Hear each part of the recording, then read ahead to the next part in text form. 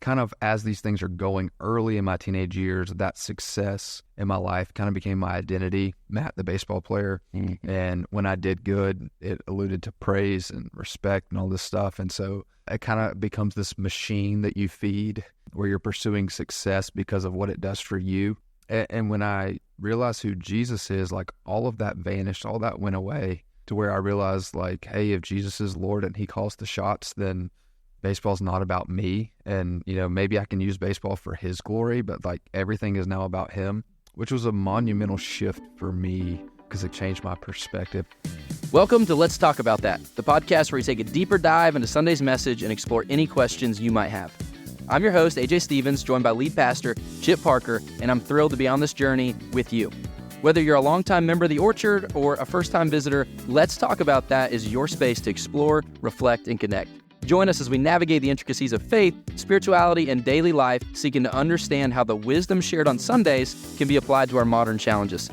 So, grab a cup of coffee, find a comfortable space, and let's dive in together. This is Let's Talk About That, where the conversation about Sunday's message never stops.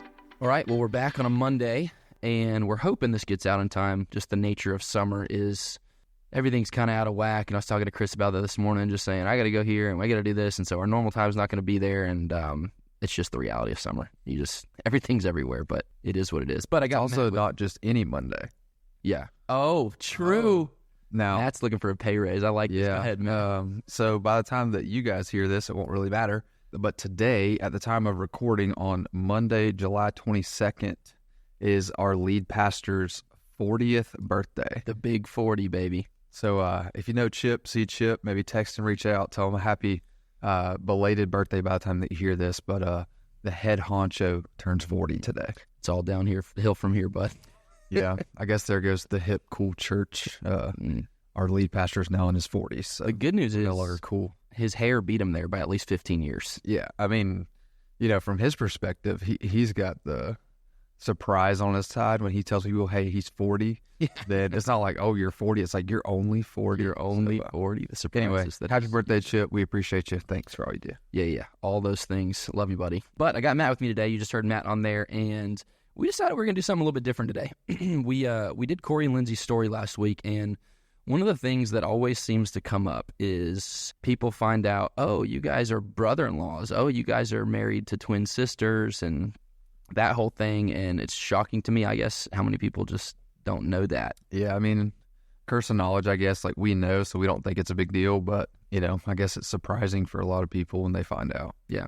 But the way we got here is pretty neat. And so that's what we're going to do. We're going to kind of unpack, I guess, how we got to this point as brother-in-laws, as co-laborers in ministry now and all that kind of stuff. And I think it'll be a fun journey because we're going to highlight some themes throughout the way to kind of show you the sovereignty of God, what it looks like to be obedient and disobedient, what it looks like to deal with idols and then smash idols and all that kind of stuff. And we're going to have a lot of fun with that. But before we do that, we're doing a location pastor series everywhere right now. So I'm doing something different. Eddie's doing something different. You're doing something different. Tell me what's going on in Live Oak, because if we have listeners in Lake City and they're not in the loop, or listeners in Brantford, they're not in the loop, I'd love to hear what you guys are doing over there in Live Oak right now. Yeah, and maybe even someone's listening who doesn't attend the Orchard, and so you're like, I don't know what any of this means.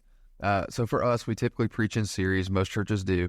But sometimes between series, you know, we may have a week or two where Chip kind of gives us the freedom to what we call Location Pastor Sunday. And really those are contextual. It's kind of the idea of Paul wrote a letter to the Corinthians, but also the Ephesians, because those are different contexts with different things. And so the content is somewhat the same, but obviously he's speaking to certain things that are going on in both of those cities and regions and places. And so similar to that, we have multiple locations. And so Location Pastor Sundays are basically the opportunity for us as Location Pastor to speak to our individual congregations. And even though we're one church in multiple locations, Live Oak is very different from Brantford, which is different from Lake City. And not just that, but things that are going on and maybe in the city, in the culture, in the congregation. So we just have a chance to speak to our individual locations. And for the month of July, we've actually had all 4 Sundays, or will be 4 Sundays, where it's not just Location Pastor Sunday, but Location Pastor Series. And so in Live Oak, our series... But real quick, which is one of the things I appreciate about the way we do multi-site, because some churches do, and I'm not knocking this by any means, but some churches do multi-site and they'll kind of video in And I feel like that in some ways does a disservice to contextualizing to your people. And so just a shameless plug for the way we do things. I appreciate that about us because we can have these conversations over the course of a month or a Sunday or whatever. Yeah, I feel like it just gives you the freedom. Sometimes the misconception is, because every location does the same message, there's no room for the Spirit to work. Mm-hmm. And kind of our running, not even a joke at this point, but like if you heard all three messages from all three locations, the content is the same as far as the passage. Usually the takeaway, the end result, the end thought is the same, but like every one of those messages will be different because you have individual personalities with experiences, with kind of their own flavor and style and all of that stuff. Analogies. So, so just an opportunity to kind of break from that and to speak individually to our locations and how we feel like God is leading us as location pastors. Yeah. So, and you guys are doing your own thing in Live Oak, and that's what you're starting to talk about. Right. Yeah, so in Live Oak, the series we're doing, and this is somewhat of a spoiler alert, I guess, is because I pitched this in our communicators last year as we planned the sermon calendar and ideas and things like that. The idea is coloring book Christianity. And I say spoiler alert because, and I did this with Chip's permission, so I'm not going to get fired. By the way, happy birthday, Chip. But the idea is actually what we're going to be doing for Christmas, I believe, is coloring book Christmas. And so not to spoil it in its entirety, the premise, if I could give you the short version, is I think for a lot of people, especially if you grew up in the Bible Belt South, you grew up with this influence of the Bible. It's what's the difference between morality and manners? It's yes, ma'am, yes, sir, no, sir, all that stuff. And we kind of blend this Southern culture with biblical themes and morality and all these things. The perfect example of this is I was watching Duck Dynasty one time, and Miss Kay, who's Phil Robertson's wife, she got on there and said, godliness is next to cleanliness, and cleanliness is next to godliness. And I'm like, yeah, so go clean your rig. Yeah, is that biblical? I don't know. It sounds good, right? And so I don't think we have much of a choice to be influenced by the Bible. And for many of us, probably to some degree, whether it was Sunday school, vacation Bible school, maybe it was grandma reading bedtime stories before you went to bed, many of us have these childhood memories of favorite Bible stories. It's Noah's Ark, it's David and Goliath, it's Daniel and the lion's den.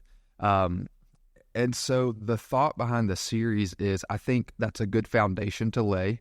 I would encourage you, if you are a parent and you have kids, that you would begin to lay that foundation. But that foundation is often laid through children's Bibles that are very colorful, that are very animated. A lot of times, there's this almost default position where everyone is smiling, and the joke is, we talked about Noah's Ark in the first week, and many of us, we learned about Noah's Ark, but every image we ever saw of Noah's Ark was like there's an elephant and a giraffe and they're all smiling. Mm-hmm. But then kind of the idea behind the series is I think many of us stay in that mindset. Many of us have a coloring book Christian mindset.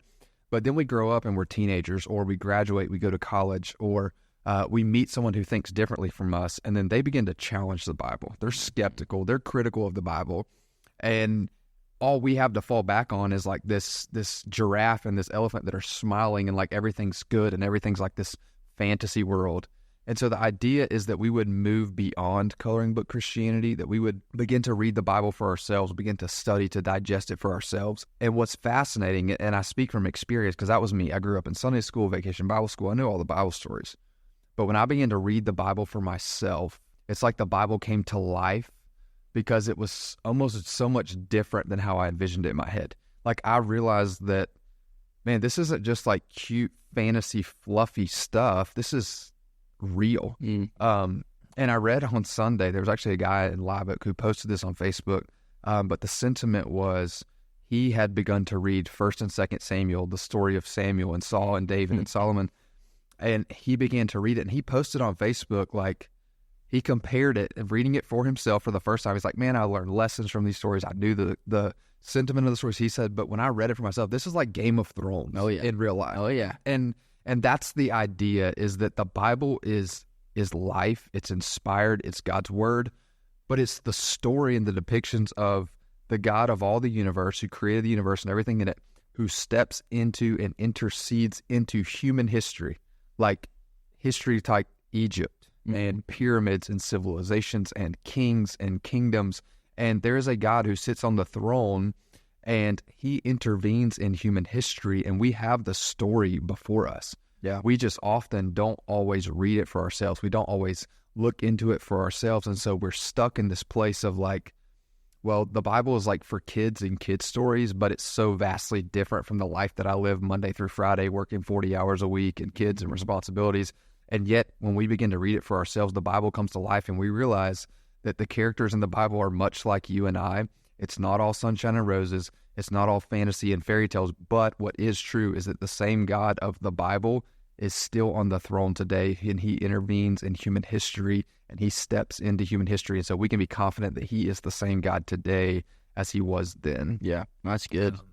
So that's the short-ish version of kind of what we're doing. Yeah, so you guys just got done. You got Noah's Ark, you had Joseph this week, and then what are your next two?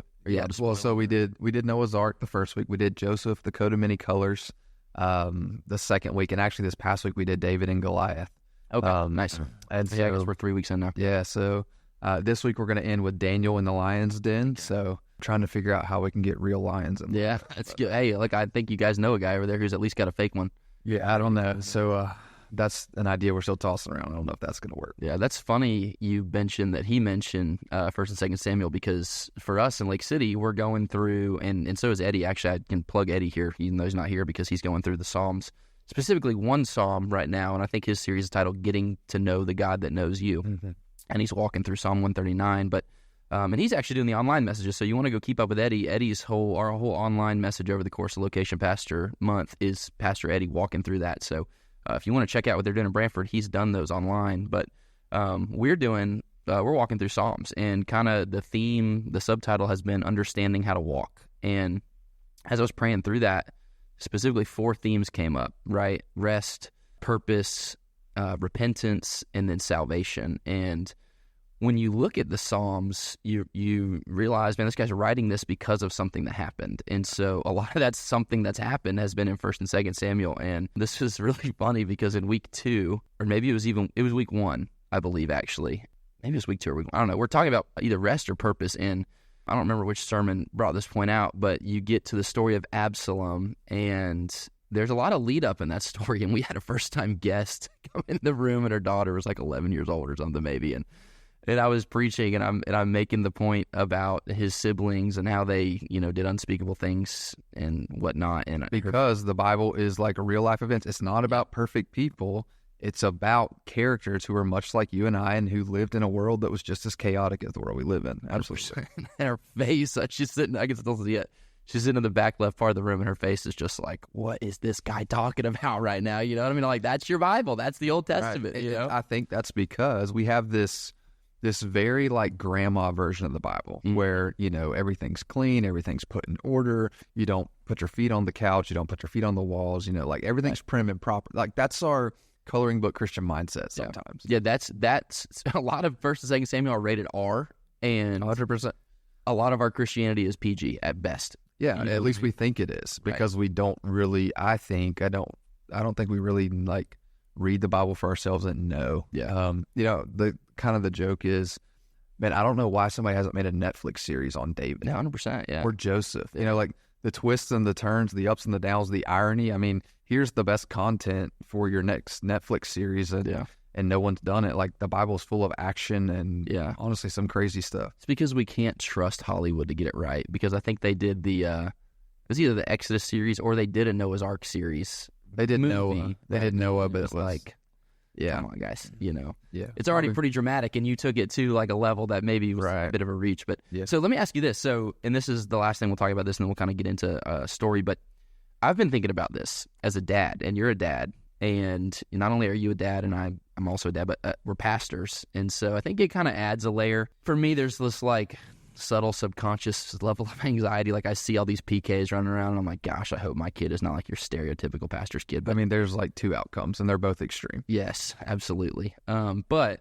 if that is the Bible, and we're teaching our kids, hey, read your Bible, do you treat the Bible like you would treat movie ratings, or how do you plan to navigate that as a dad with your daughters? Like, what is it going to look like? So I think that's kind of the idea of coloring book Christianity is, it's not that we do a bad job of relating the Bible to our kids.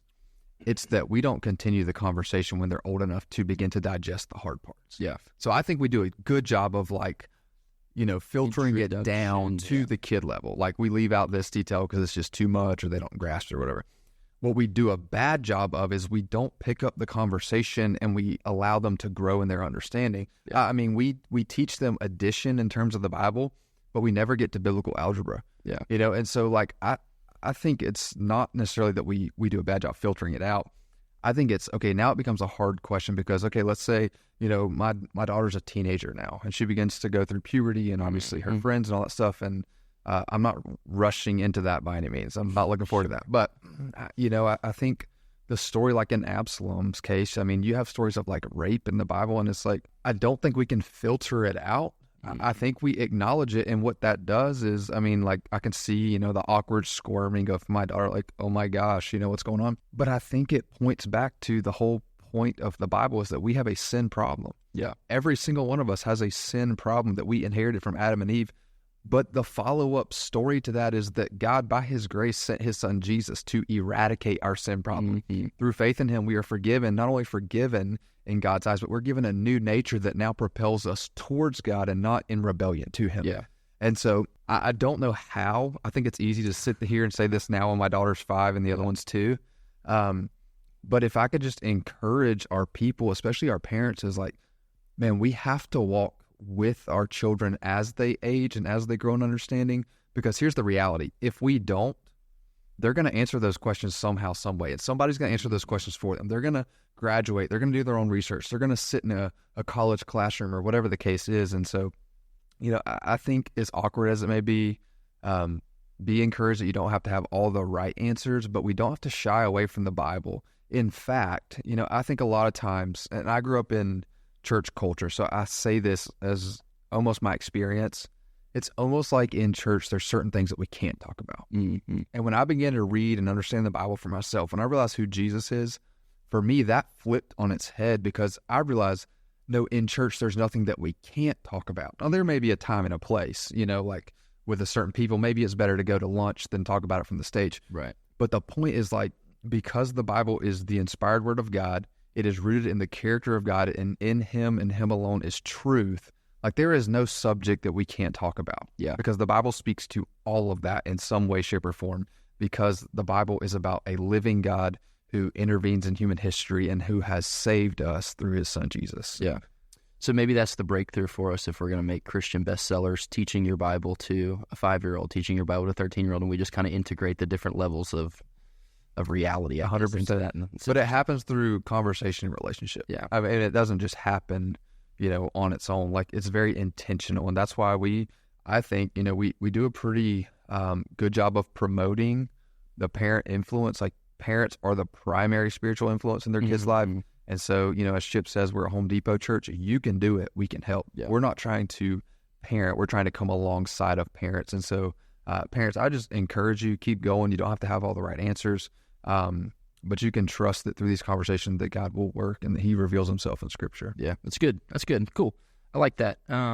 Looking forward to Christmas. That'll be fun to kind of unpack that and bring some of that to life. I was wondering, I was like, man, I'm pretty sure Matt pitched this and we said we were going to do it at some point, and then I saw you were doing it, and I was like, well, I guess Matt's just going rogue and doing his own thing. So I did ask Chip, because we're doing Christmas, then it didn't really overlap, so I wasn't jumping the gun too much. It's good. I like it. Well, let's do this. Let's talk a little bit about your story, my story. And the reason I think this is a good way to spend our time today is because I had a couple of my students actually ask me at camp, and I have people regularly ask me, well, we don't know your story. Like, what is your story? How did we get here? What does that look like? And so I would love for you to kind of just unpack your story, and then there's going to be a moment where our stories intertwine, and I think it's a really neat perspective because of the themes that come out of this. So I would give you the floor, and I would say, Matt, walk me through how we got here in front of these microphones together today.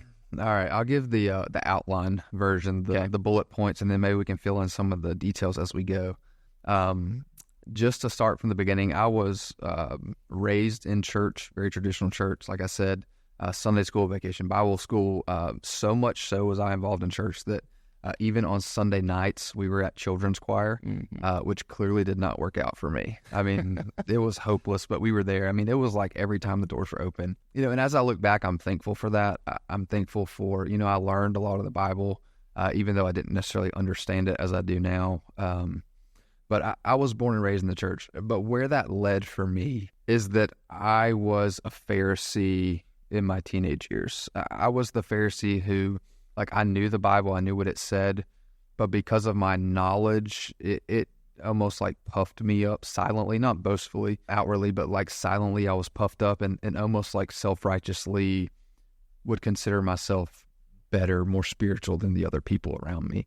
And so I don't know if that's like part of just a natural thing apart from Jesus. I mean, we're all lost, and so we're either blatantly unrighteous or maybe self-righteous. But when I was 17, actually at a church camp, it was almost like the light bulb went off where I realized who Jesus is. So, okay, let me stop you. Was there a moment between I grew up in church, was at church choir every Sunday, whatever, and 17 where you were under the impression you were saved? Were you saved? This light bulb goes off. What did a Pharisees or otherwise Christian life look like up to that point, I guess? So I go back and forth on this a little bit. So in traditional church, I walked the aisle when I was 7 years old, baptized, all of that. And honestly, I go back and forth because I think I had the knowledge, but I didn't necessarily understand like who Jesus is and what he really did for me. Like, I mean, I could recite the details of Jesus died on the cross, was buried, raised again, all that stuff. But when I was 17, it's almost like the light bulb went off and everything I knew about the Bible became real. So when I was 13, I started reading the Bible for myself. We had a student pastor at the time who challenged us. I mean, I encourage you every day this week to read your Bible for 2 minutes a day. And I grew up in church. I knew you should, but as a 13-year-old, I never had, and maybe that's because I had a KJV and I was like, I don't know what this is saying. But for whatever reason, when he said that night on a Wednesday night, I don't know if I was just kind of like naive enough to believe that he meant what he said, but I did. I went home that night and I read for 2 minutes. And when I say 2 minutes, I set a timer. And when it hit 2 minutes, I was mid-sentence and I just shut it. So like, hey, I did it. But what that turned into was 7 days turned into 14 to 21. And it became a habit to where I began to read. And honestly, I didn't really understand what I read because I had a KJV. Nothing against that. But as a 13-year-old, I wasn't comprehending anything I was reading. And so finally, I got my hands on a version that I could understand, and I began to read. And I say all that to say, when I was 17, I realized who Jesus is, that he is Lord. And that's who he is by nature. Like, he is the ruler, he reigns, he is supreme. Whether you admit it or not. Whether you admit it or not. And one day, every knee will bow, every tongue will confess that reality because it will become known. And so in that moment, it was like everything I had been reading just came to life. And I was like, oh my gosh. That story in the Gospels, like, this is who Jesus is. He is Lord. And so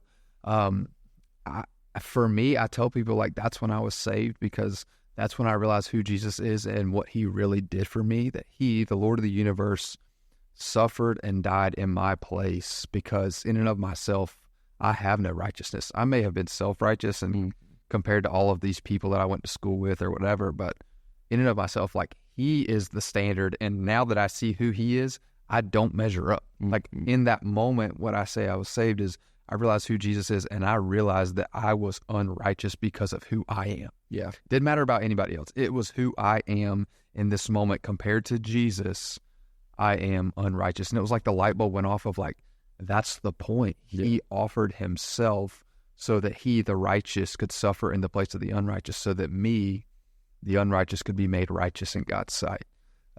This was at church camp, you said? Yeah, so obviously there's some understanding that kind of unfolded in the aftermath, but I'm telling you, in that moment of surrender at the end of the service at a church camp, it literally felt like I was jumping off a cliff, because I understood now the gravity of the situation, that Jesus is Lord, and if he is Lord, he calls the shots.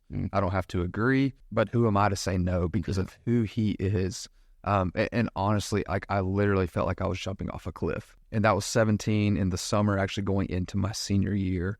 And that was the turning point of my life. And I would say that my life has never been the same since just with the realization of who Jesus is, that he is Lord. That's just oddly enough, a phenomenal tie-in to what we talked about Sunday. In Psalm 51, David's writing, and he says, "Against you alone I've sinned and done this evil in your sight. So you are right when you pass sentence. You are blameless when you judge. Indeed, I was guilty when I was born. I was sinful." So there's the difference. God, you're holy, you're righteous, you're right. I'm not. And I think with that, like for me and my experiences, that is true whether you admit it or not. Right. But it is different when you understand that reality. Mm-hmm. And that was me. I grew up in the church, and like I knew that. I probably could have quoted you, there's no one righteous, whatever. Right. And like I knew, like in essence that was true, but I didn't know that personally. And in that moment, it just, everything clicked, and it was like the Bible was like, oh my gosh, this is the Jesus of the Bible. Yeah. So then there's a moment, salvation moment at camp.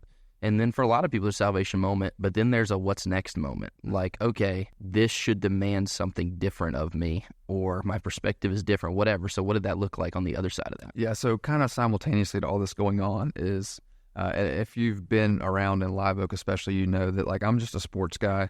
I grew up, played sports, love sports. I love competing and all that stuff. And so kind of simultaneously in the timeline of my life was, I guess I'd become pretty serious about baseball. I grew up playing baseball, just for whatever reason, naturally gifted as far as, some of that goes. And so you just have success. That's not a boastful thing. It's just, you just have success. And so kind of as these things are going early in my teenage years, that success in my life kind of became my identity, Matt, the baseball player. Mm-hmm. And when I did good, it alluded to praise and respect and all this stuff. And so it kind of becomes this machine that you feed where you're pursuing success because of what it does for you.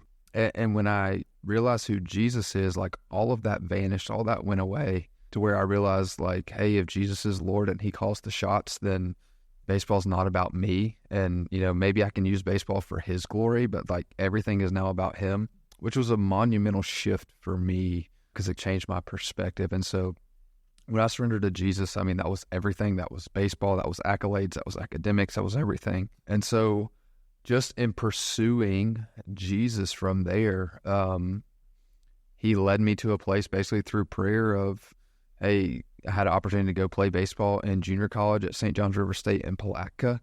And I feel like that's where he was leading. And so that's what I did. Maybe a good tie back to some of the stuff we've talked about with how do I know this is God? So through prayer, what was your moment of clarity, I guess, if you have one? I'm putting you on the spot there, but how do you, honestly, I don't know that there was like a light bulb moment in that regard, other than my perspective on baseball had shifted to where it was no longer about how can this make Matt look good. It was how can it make Jesus look good.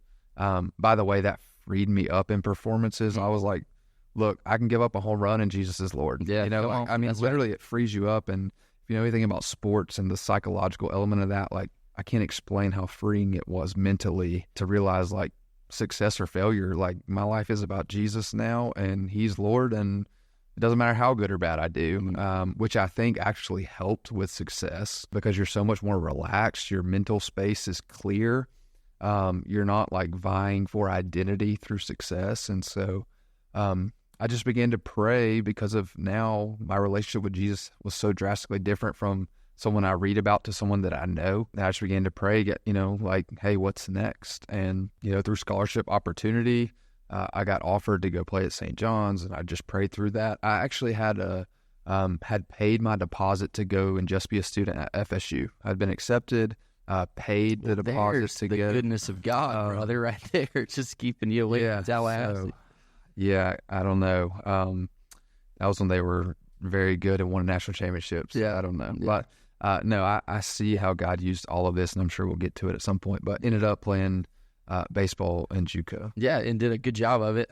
Matt and our buddy Blake are both on the Hall of Fame wall there on the dugout, and so had a good career at St. John's, and it was neat. But what did that look like for you? Because I know you get to college, and for a lot of kids, what I try to help these athletes understand is you're about to go to high school on steroids with pressure and influence and desire to be liked. And if you struggle with any of that, you're going to get eaten alive because there's going to be a constant desire to fit in, to go with the flow, to adhere to all those things. And so now you get kind of thrust into high school on steroids, right? And influences there, an opportunity to be going with the flow. So what does that look like for you as you get there to St. John's? Yeah, I mean, just if you're in that environment, whether an athlete or not, I think the high school on steroids is a good picture because it's all the opportunities to do everything that you would want to do without the parental control. I mean, it's now you're on your own, you're making your own decisions, and so if you want to pursue it, then you can. And so really for me, it wasn't that difficult, again, because of how fresh it was, of how, I mean, like, real Jesus became. It was just all out surrender. And so it wasn't necessarily difficult for me in that moment to say no to going out and doing all the party stuff and all of that, just because I was so hyper focused on Jesus and it was all brand new and fresh for me. I will tell you though, what became very difficult is not saying no or yes. Like, I wasn't ever really like swayed to say yes.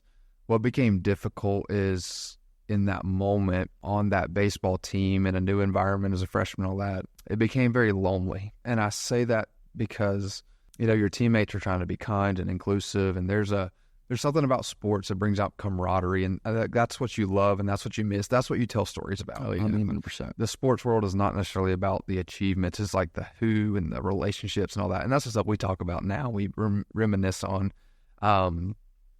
But when it seems like everyone on the team is going and bonding through partying or, going out or whatever, and not self-righteously, but just pursuing Jesus in that time, it was like, man, this is not beneficial to me pursuing him. And so I would say no to that, but you're really missing out on all the experience, the camaraderie, the bonding. And so it became somewhat lonely. This is going to sound super churchy, and this is not my experience at all.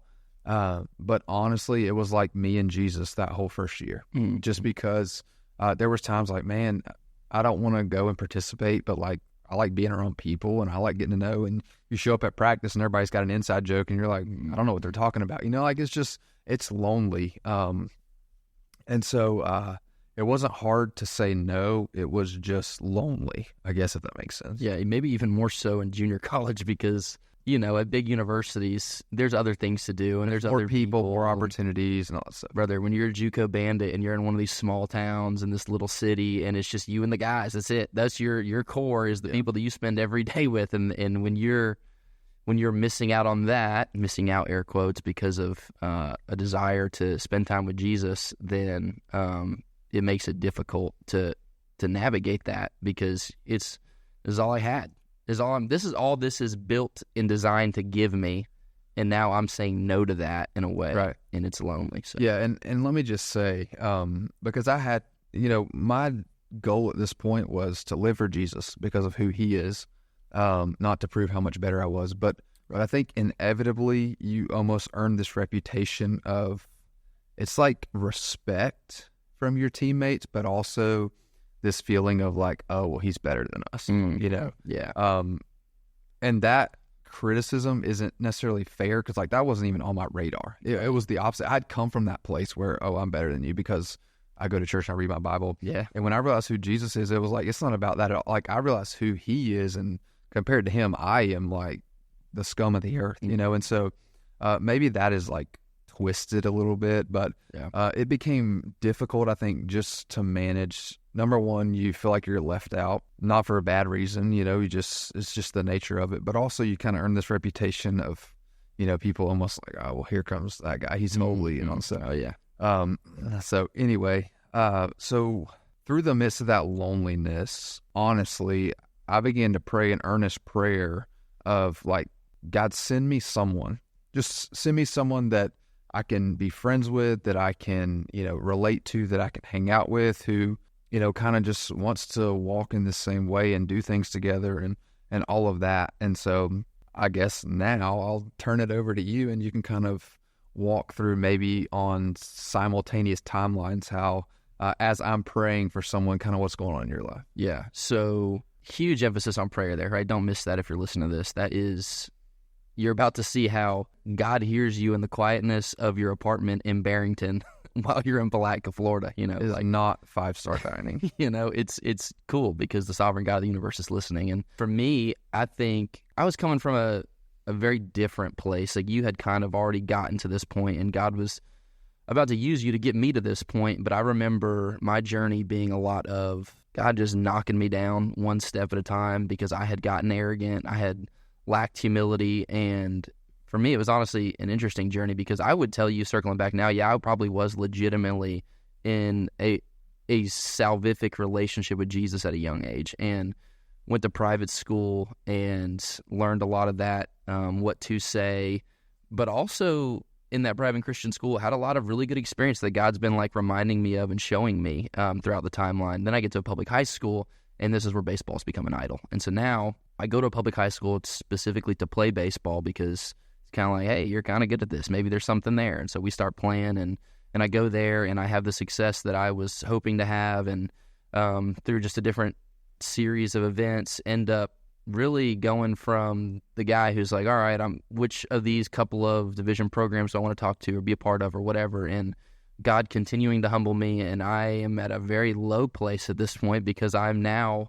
in the conversation of junior college. And to me, in my pride, I was like, there's no way I should be at this place. And so it's like beneath you. Yeah. Because of it was similar for me, leading up was like, oh, I'm going D1 and then I'm getting drafted. Like that's the goal. I don't think it's bad to have goals. Right. But when it becomes your identity and your arrogance, then it becomes humbling when you're like, actually none of those schools called me. Yep. And so I would say what I would pay attention to you what I would have you pay attention to over the next couple of minutes is when I say I would change 0 parts of my story. I mean, I would change 0 parts of my story. And so going from having conversations with the UNFs and the USFs and all that kind of stuff and playing and growing up in the travel ball era to now, you were actually, I think, working the workout or whatever that I came to with my high school catcher, my college roommate, my freshman year, Timmy.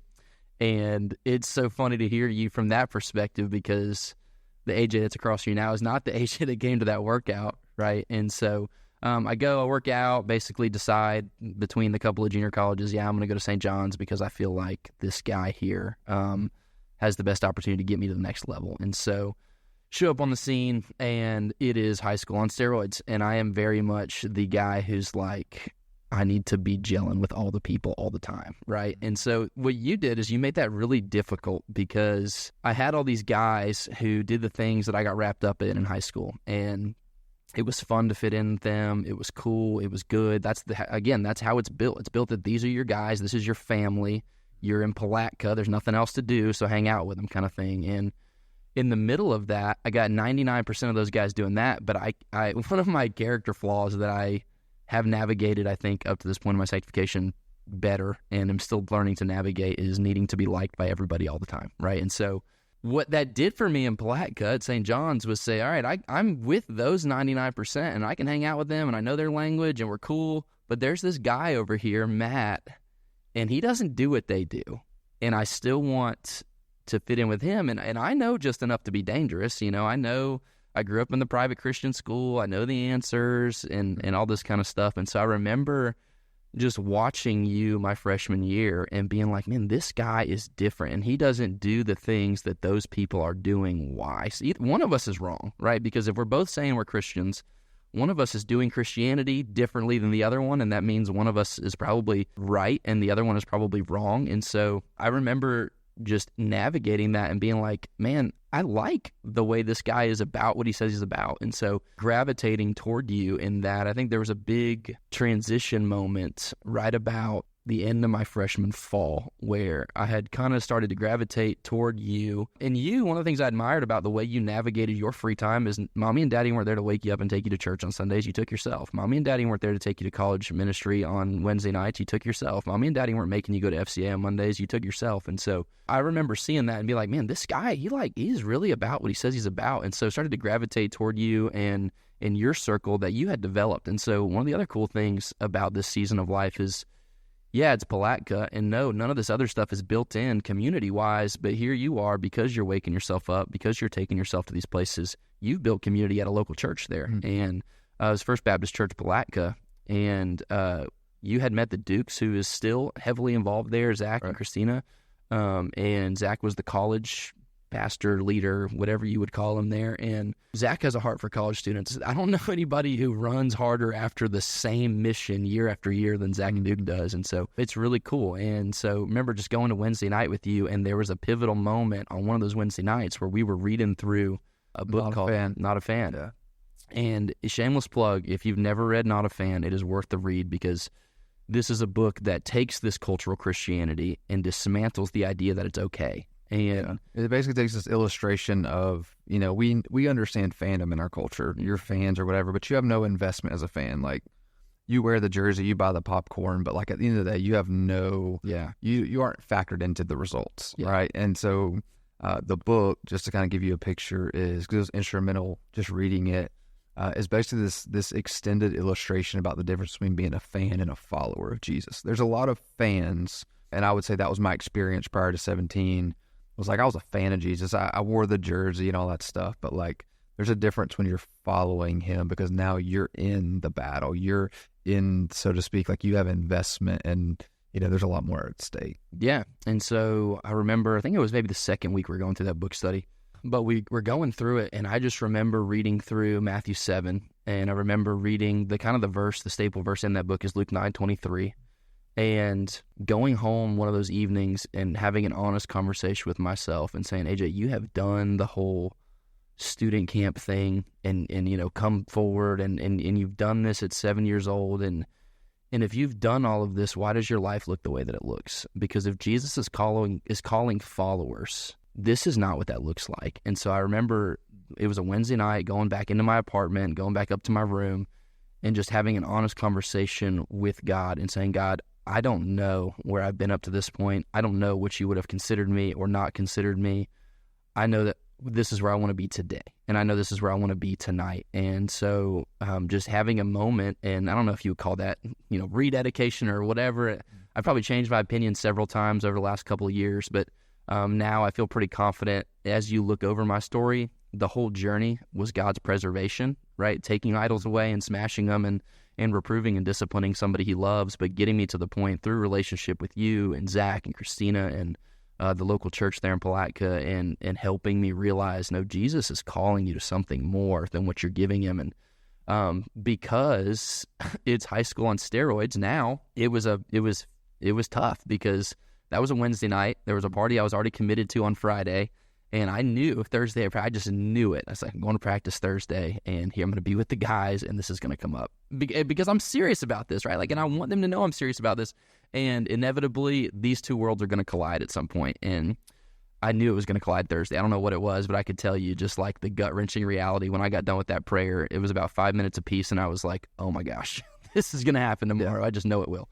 And so I remember going there to practice, and we're warming up. Everybody's on the line, and everybody's talking about it. Oh, are you going to come tomorrow? And this is the moment, right? No, I'm not. And, well, why not? Well, here's why not. Mm-hmm. And that was received like 1,000 different ways, right? There were some guys on the team who were like, I respect that. That's what you say you're about, be about it. Mm-hmm. Other guys, you think you're better than us. Other guys, you're just a Bible thumper now and you don't want to have fun. It just all the broad spectrum of that, which is probably good for me, because in that moment there was a level of, maybe it's a good thing I didn't need their opinion of me in the first place, because it was pretty fleeting. It changed very quickly. And so, yeah, I think it was cool to look back and see, all right, Matt's prayer, God, would you send me somebody? And then God sends you not a polished version of somebody, but God very much gives you a mission field and says, yeah, I'll send you somebody, but you're going to have to invest and you're going to have to lean in. And you did a great job of that, just being somebody who follows Jesus. And so that's kind of how our relationship started. So before we ever married twin sisters, right, we were buds. This was the start. Yeah. And just to say that about prayer, I didn't know all the backstory of what's going on in AJ's life. I was just praying because I was lonely. Like, God, send me somebody. And I just want to say that about prayer. A lot of times we think of prayer as like we're giving God information, and just newsflash, he doesn't need our information. He already knows. Yeah. He knows way more than we know. Yeah. So prayer is not about giving God information. It's not about giving God, this opportunity to do what we want him to do. Prayer, I'm convinced of this, and you read through Scripture, prayer is us taking requests to God, taking people before God as we intercede on their behalf. But through prayer, God gets our attention to focus on certain things and certain people. Mm-hmm. And so as I'm praying for somebody, inevitably, like we now, my attention is on AJ, and hey, here's somebody that we hang out and we get along. And we have a lot of the same interests and stuff. And so, like Halo. So yeah, I mean, Xbox or whatever it was. Yeah. And so I just want to say, for those of you who are listening, like don't be surprised that as you pray about things, that your attention becomes focused on certain parts, right? Because I think that's what prayer does for us, is like God's answering our prayers, like refocusing or recalibrating our attention so that we're praying about a specific thing. Now we're zeroed in on that thing, and then God will use those things and get our attention to kind of focus in those areas. And so, as I'm praying though, like inevitably, like we became close. You started going to church on Wednesdays and Sundays and stuff like that. Yeah, you can keep me away from spiritual things in that season. Right. It was I wanted it was Monday, Wednesday, and Sunday, and I wanted it to be Thursday, Friday, and Saturday too. Like it was good. Yeah, and just a plug as well for so I'm praying for community and all this, and some of that is just the schedule. I mean, even in JUCO, when you're an athlete, honestly, probably more so in JUCO because there's rules, but who's going to enforce them? You know, it's like the wild, wild west, and so you're talking about like 4-hour practices on the weekends and stuff like that. And so, honestly, it was hard my freshman year to really get invested in the church there. In First Baptist Palatka, just because like the time constraints, the demands, you're playing games on Sundays and all that stuff. But just a shout out to AJ mentioned Zach and Christina Duke, and they've become very near and dear to us. We're great friends now. I appreciate everything that they do. They're passionate about ministry. They're passionate about college students. Oftentimes we'll get the opportunity to go back and speak at FCA, which Zach has kind of like spearheaded for, gosh, I don't know, 10, 12 years now, maybe. Yeah. And just trying to be a light on that campus to reach out to other students. And I think this past year they really saw a lot of the fruit from those labors and those efforts, and really develop good relationships with some of those student athletes. But I say all that to say, like, if you're listening to this and you're part of the local church, especially if you're at the Orchard, like, this is what ministry looks like. This is what ministry is. This is what the church is. Mm-hmm. I mean, it's people like you. It's people like us as a church just investing in coming along. I mean, they opened up their house for us to come and do laundry. They would cook for us. I mean, there were and a lot of laughs in their living room. I can't even count how many nights we were there. I mean, we're college students. We don't go to bed early. We go to bed at midnight, and they have a son, a newborn, and all this stuff. And they're sitting there in their living room just talking spiritual things and kind of walking with us and almost like counseling as parents for us. Till 11, 12, sometimes 1 o'clock in the morning. Count several nights we were there till 2 or 3 in the morning. I mean, they weren't getting paid for that. No, they had full-time jobs, and they had a family, and they had a marriage, and took yet their girlfriends in too. I mean, just the opportunity to invest in people, and man, the dividends that paid in my life, those are some of the best 2 years of my life as I look back, just spiritually speaking, about how much the Lord taught me and how much I grew in my faith, just organically in those 2 years. And so the plug there is, you don't know when the next Matter AJ is going to show up at your local church, and nobody paid Zach and Christina to spend time and to cultivate that in us. And so lean into the people, because here's the analogy I've been using over the last probably year and a half or so. There's a chessboard that's been laid out, and God knows every move that's going to be made on the chessboard. And you are one of those pieces on the chessboard, and he's lining something up over here, and your yes could be the catalyst to help that unfold. And I think sometimes we withhold a lot of yeses for whatever reason, but I think when you see it in his perspective, you understand his ways are higher. You understand that he kept me in Palatka, or got me to Palatka, because he was doing something bigger for the Orchard down the road or whatever. Like, you start to realize, man, the mission field is the right here and the right now, because I'm cultivating something that God could use in a huge way down the road. Let me hit on the chess piece thing real quick. So if you would have asked me as a 15-year-old freshman at Swanee High School, playing varsity baseball, the stuff, like, prior to coming to realize who Jesus is, like, it's all about me and my success, like, I don't know what I would have responded if you had told me, oh, you're going to go play JUCO. I wouldn't have given you the time of the day. I probably would have sounded super arrogant and be like, nah, dog, that's not me. Like, you got the wrong guy, because I'm going to play at FSU or UF or, some major D1 school.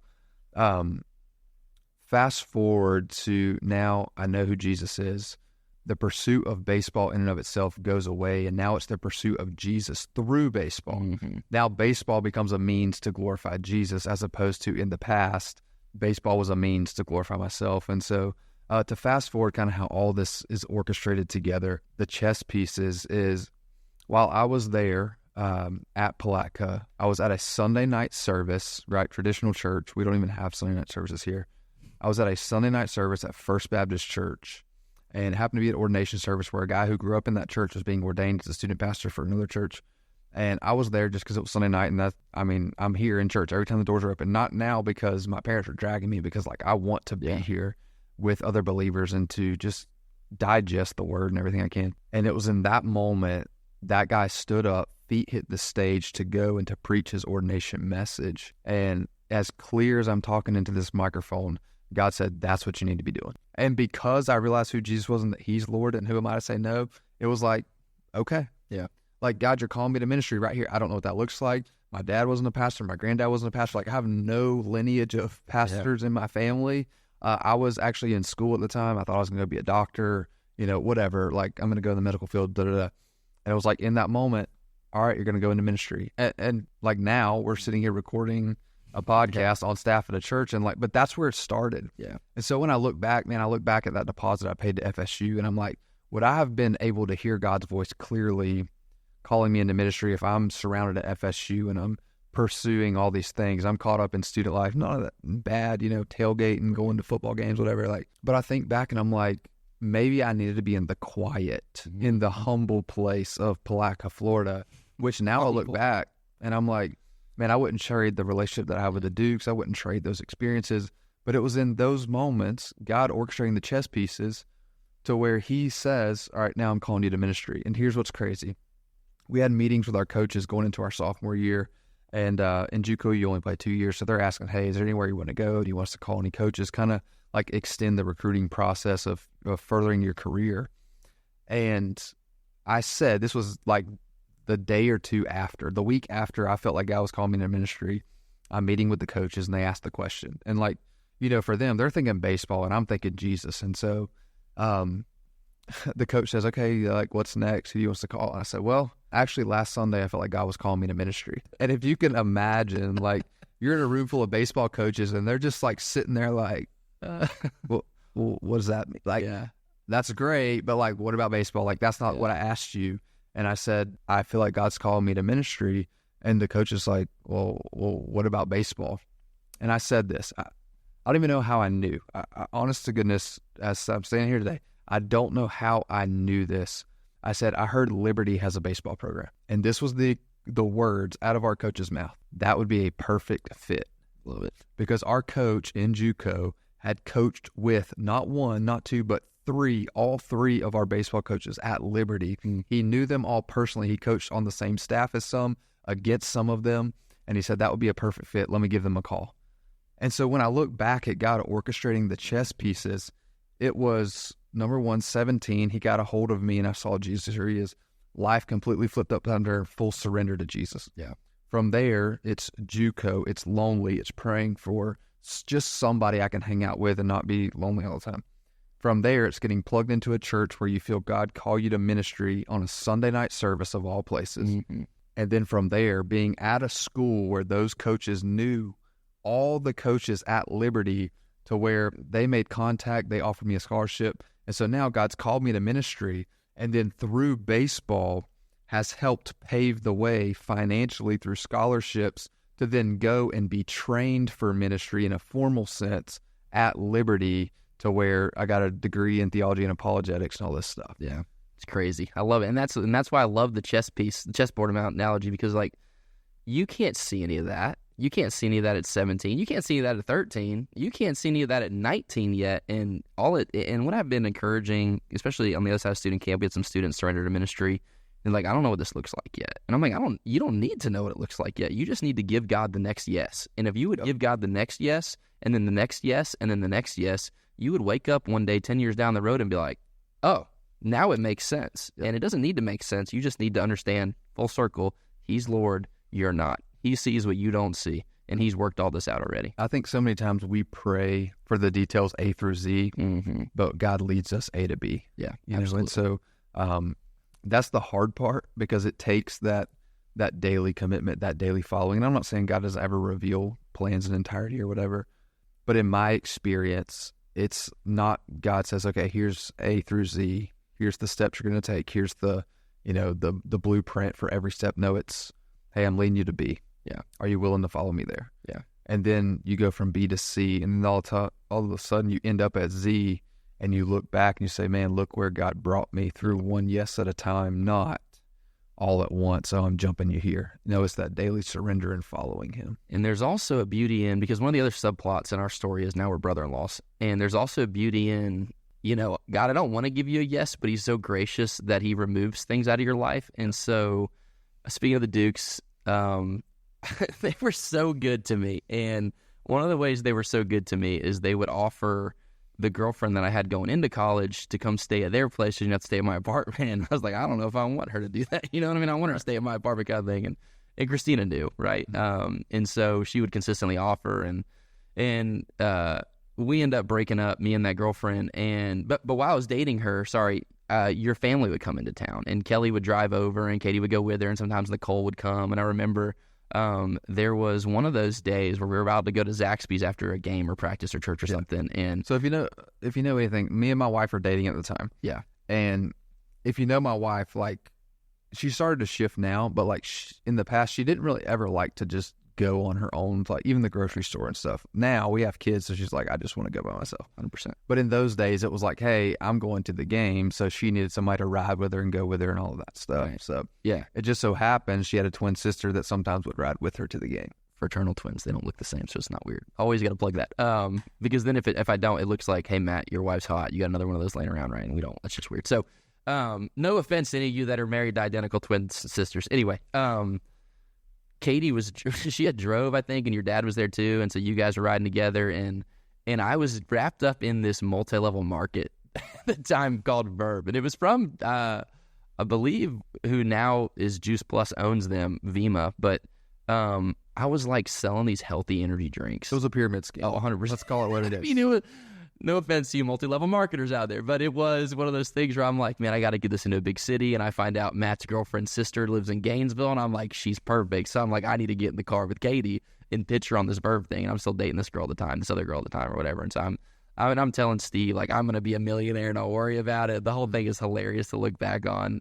But that was the first time I'd ever talked to Katie. And when after me and my other girlfriend had broken up, I remember just kind of circling back and you'd be like, how about this Katie chick? What's that all about? And so I started dating Katie in Palatka, and, it ended up being a thing, and we got married, and you guys are married, and so that's how we became brother-in-law. Yeah, so to round out the story, the outline Cliff Notes version is, so I go from high school to St. John's, called to ministry, St. John's to Liberty, get my degree, and then me and Kelly got married after all that stuff. So, I mean, share your resume or your points of. Yeah, it's virtually identical. Right. We didn't really get into mine, not that we needed to, but yeah, it was go to Palatka. God humbles me, gets me to Palatka.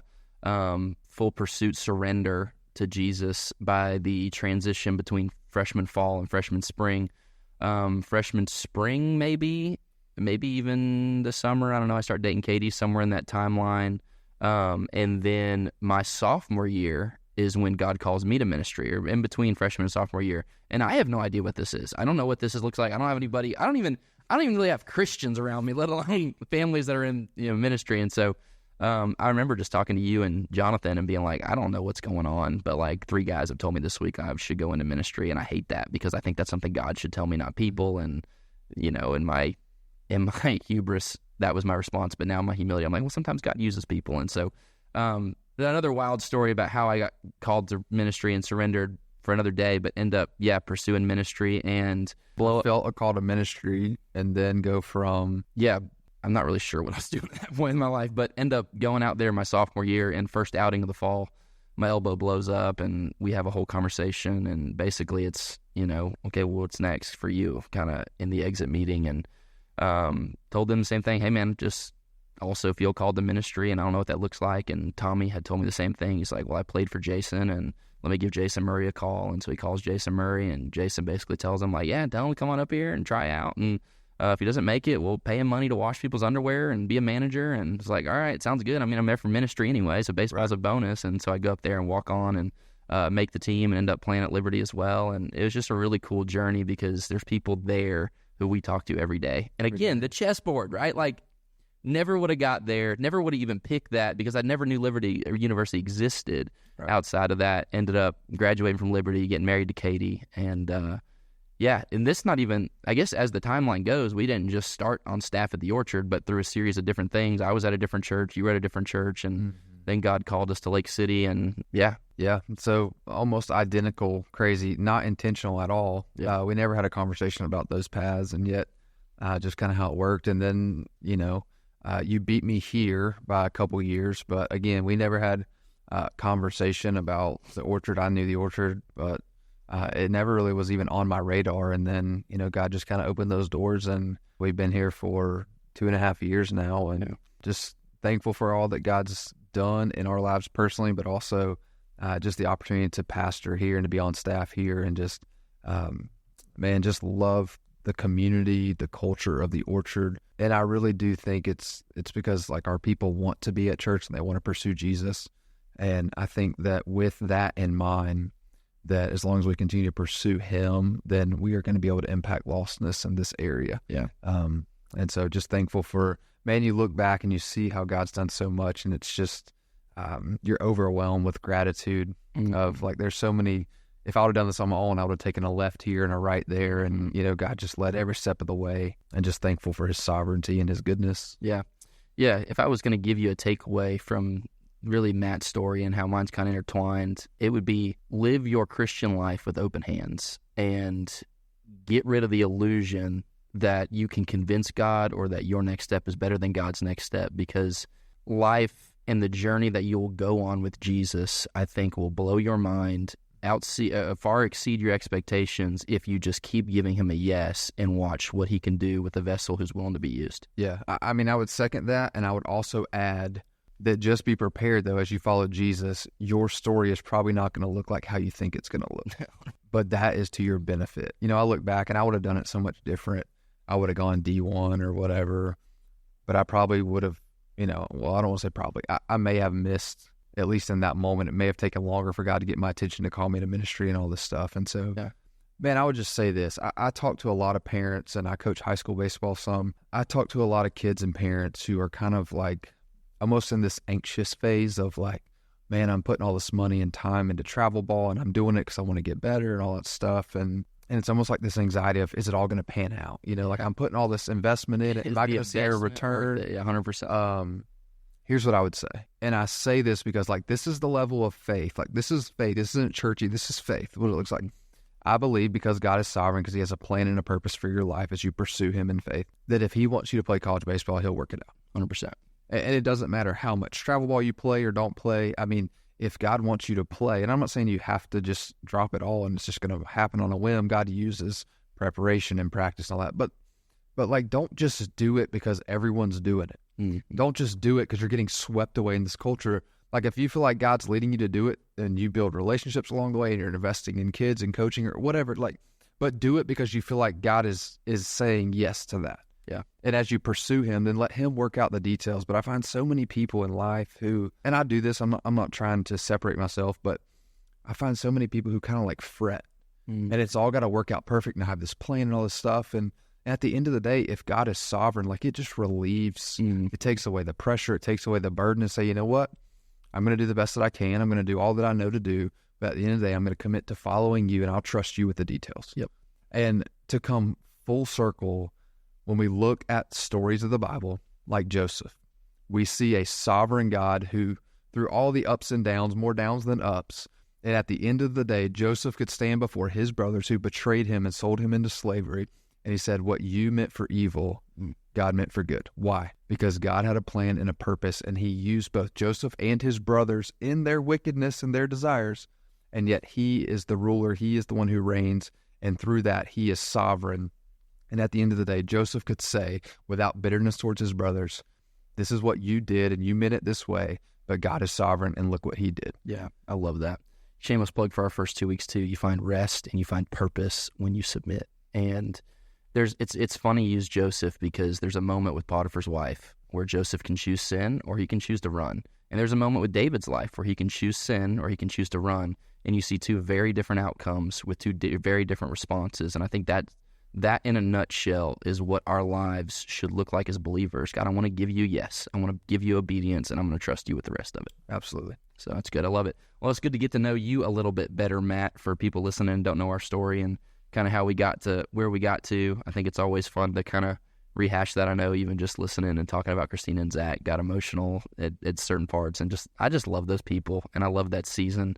And I truly would never change it for anything. And so I appreciate you. I love you. I'm glad our people got to know you a little bit better. I don't know what we'll do next week, and we'll have to just kind of wait and see. But there's a million subplots in our story, too. So if you want to grab coffee or lunch, I'm sure both of us would be willing to take you and walk you through some of those things. But absolutely. Enjoyed it. And, man, look forward to the next episode. All right. We'll catch you guys next week.